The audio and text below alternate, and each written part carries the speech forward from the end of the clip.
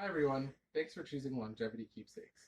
My name is Micah Callanan. I am co-founder and CTO.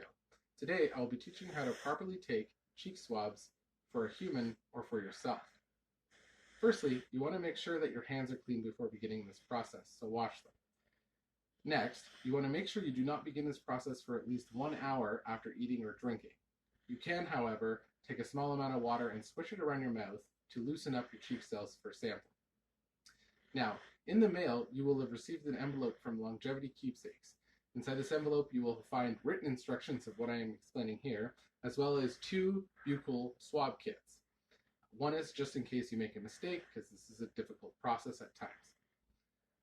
Now, in this kit, you will find a swab like this.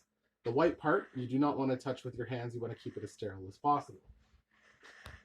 You will also find a tube in which the end of your swab will be stored and then sent back to the Longevity Keepsake labs. It's a simple pop on top. Now, when you're swabbing your cheeks, to do this effectively, you're going to do it for about a minute or so, a minute to 2 minutes actually. And you're going to want to take the swab and vigorously rub it on the inside of your cheeks with about moderate pressure around your lips.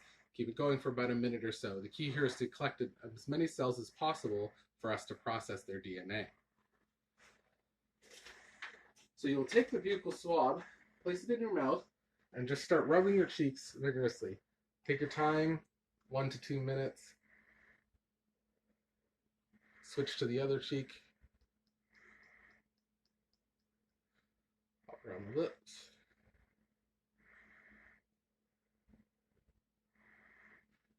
When you're done, you will snap off the white head. You'll end up with a piece about this size with your cells on it. You'll then place them into the tube without touching the white part, into the bottom of the tube. Oops.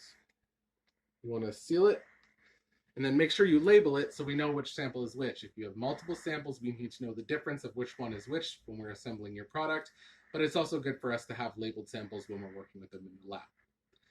Once it's in this tube, you will also find a prepaid return envelope inside your package, which you will place this in and then mail it back to us at the Longevity Keepsakes lab, where we'll make your product.